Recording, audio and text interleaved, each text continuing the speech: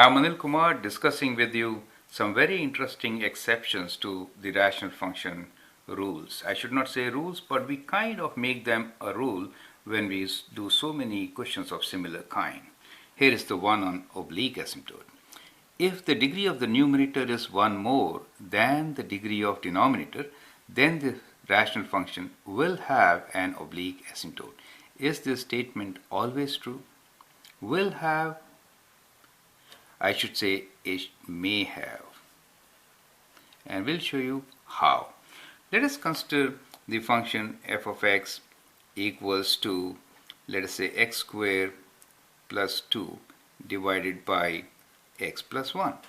Now in this particular case, since the degree of numerator is 1 higher than the denominator, we'll have oblique asymptote, and we can always find that. So what we can do is we can divide x squared plus 2, so we'll fill in 0x here, plus 2 by x plus 1, right? Long division. So you will get what? You get x squared plus x, and when you take away, you get minus x plus 2, and then minus 1 times. You get minus x minus 1. The remainder will be 3. So in this case, we have oblique asymptote, correct? And the equation of oblique asymptote for us is x minus 1. So we have oblique asymptote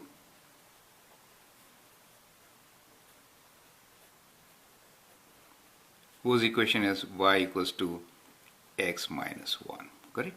So that is correct. So most of the time it works, but there are so many exceptions to these rules, and the idea is to highlight those exceptions so that you don't make a mistake when it comes to test paper, right? Let me take this example, which is x squared minus 9 divided by x plus 3. Now here also the degree of numerator is 1 higher than the degree of denominator.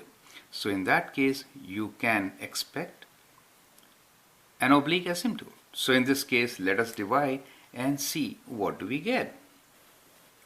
So we'll follow exactly the same process just to show you that it is always not true to have oblique asymptote, right? So we have this equation, and we are going to divide this by x plus 3. So let's multiply by x first. So it'll be x plus 3x.